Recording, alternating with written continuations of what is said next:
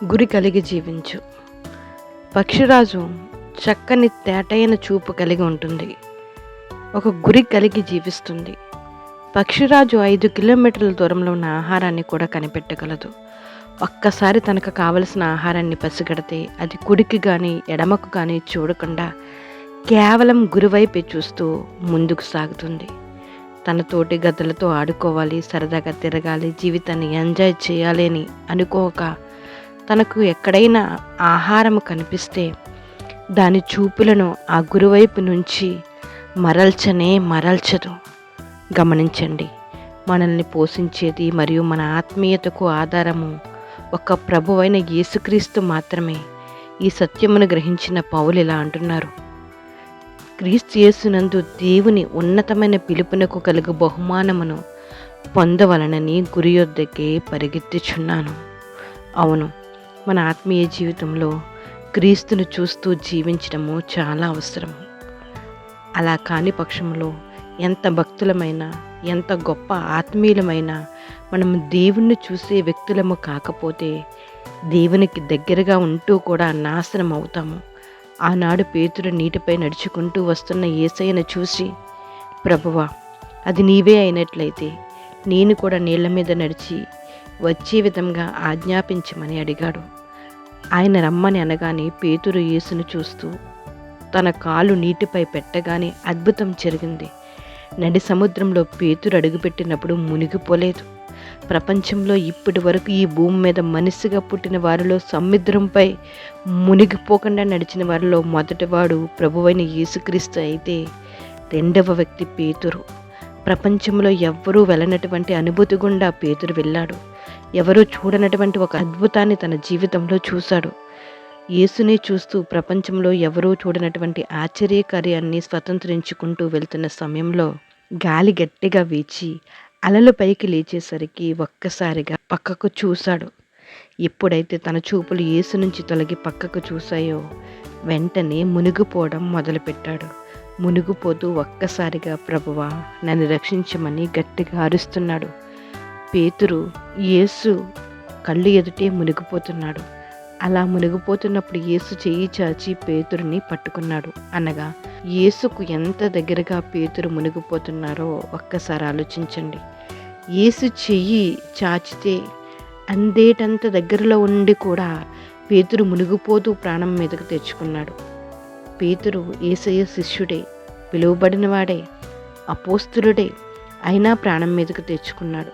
ప్రమాదంలో చిక్కుకున్నాడు. కారణము యేసయ్యను చూడక అలలను చూడడం వల్లనే.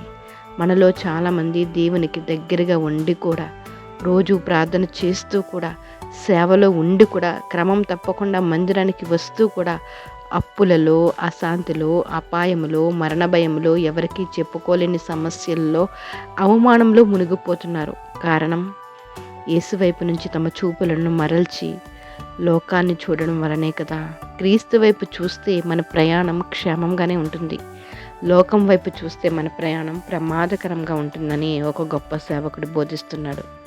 నీ జీవితం ప్రమాదంలో పడిందా? అయితే వెంటనే యేసయ్యను చూడు, యేసయ్యను చేరు. ఇంత గొప్ప సాక్షి సమూహం మేఘము వలె మనల్ని ఆవరించి ఉన్నందున మనము కూడా ప్రతి భారమును సులువుగా చిక్కులుపెట్టు పాపమును విడిచిపెట్టి విశ్వాసమునకు కర్తయు దానిని కొనసాగించువాడైన యేసు వైపు చూచుచు మన ఎదుట ఉంచబడిన పందెములో ఓపికగా పరిగెడదాం. యేసు వైపునే చూద్దాం. మన ప్రతి సమస్యను ఆయన విడుదల చేయగలడు. మనకున్న ప్రతి బంధకాల నుంచి ఆయన మనల్ని విడిపించగలరు. యేసు వైపు చూద్దాం. యేసుకు దగ్గరగా ఉందాం. యేసులో జీవిద్దాం. ప్రార్థిద్దాం. జీవం కలిగిన దేవా, నీ వందనాలు, స్తోత్రాలు చెల్లించుకుంటున్నాం.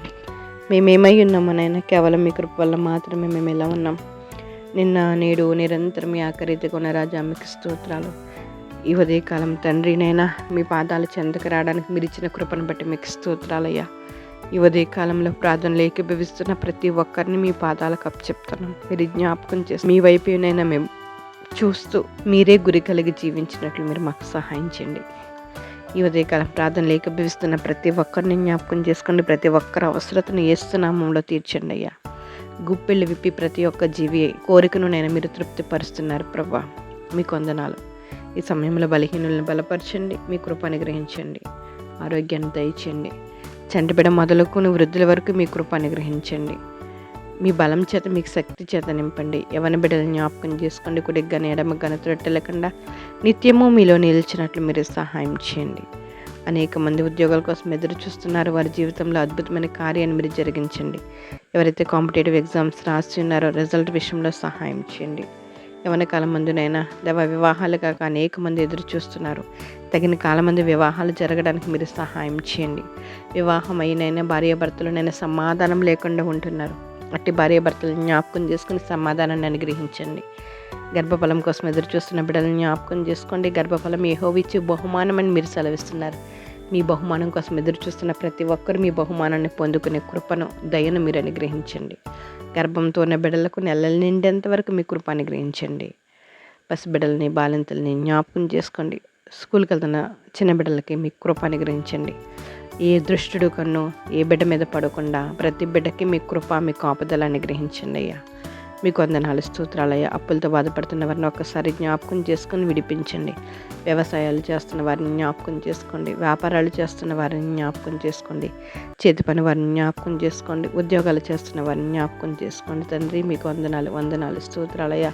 ప్రపంచ దేశాల మధ్య శాంతి సమాధానాన్ని అనుగ్రహించండి ప్రభా. మా రాష్ట్రాలను జ్ఞాపకం చేసుకోండి. మా ప్రాంతాలని జ్ఞాపకం చేసుకోండి. ప్రతి ఒక్కరూ రక్షణ పొందినట్టు మీరు సహాయం చేయండి. తండ్రి వైద్య రంగాన్ని జ్ఞాపకం చేసుకోండి అయ్యా. మీకు వందనాలు, స్తోత్రాలు చెల్లించుకుంటున్నాం తండ్రి. మీకు వందనాలు. ఆర్మీ, నేవీ, ఎయిర్ ఫోర్స్ని జ్ఞాపకం చేసుకోండి. అక్కడున్న ఉద్యోగులని మీరు జ్ఞాపకం చేసుకోండి. వారికి భద్రతను అనుగ్రహించండి తండ్రి. మీకు వందనాలు, స్తోత్రాలు చెల్లించుకుంటున్నాం తండ్రి. మేమేమై ఉన్నామో కేవలం మీ కృప వలన మాత్రమే మేము ఇలా ఉన్నామయ్యా. ఈరోజు ప్రయాణం చేస్తున్న ప్రతి ఒక్కరిని జ్ఞాపకం చేసుకోండి. నీ రాకపోకలు ఎందు యెహోవా నిన్ను కాపాడి, నేను వాగ్దానం ప్రతి ఒక్కరికినైనా మీరు నెరవేర్పులోనికి రావడానికి మీరు సహాయం చేయండి. మీకు వందనాలు, స్తోత్రాలయ్యా. ఈరోజు పుట్టినరోజులు, పెళ్లి రోజులు జరిపించుకుంటున్న బిడ్డలు జ్ఞాపకం చేసుకోండి. మీ దయా కిరీటం ధరింపజేసి ఉన్నందుకు మీకు లెక్కలేని వందనాలు, స్తోత్రాలు చెల్లించుకుంటున్నామయ్యా.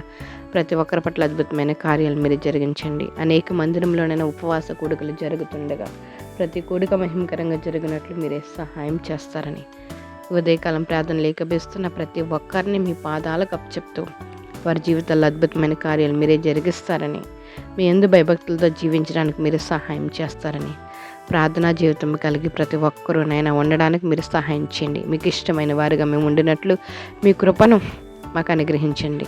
మేము ఎల్లప్పుడూ మిమ్మల్ని స్తుతించే భాగ్యం మీరు మాకు అనుగ్రహిస్తారని, సమస్త ఘనత, మహిమ, ప్రభావం మీరే పొందుకుంటారని ప్రభుని యేసు నామములో అడిగి వేడుకుంటున్నాం మా పరమ తండ్రి. ఆమెన్. Praise the lord.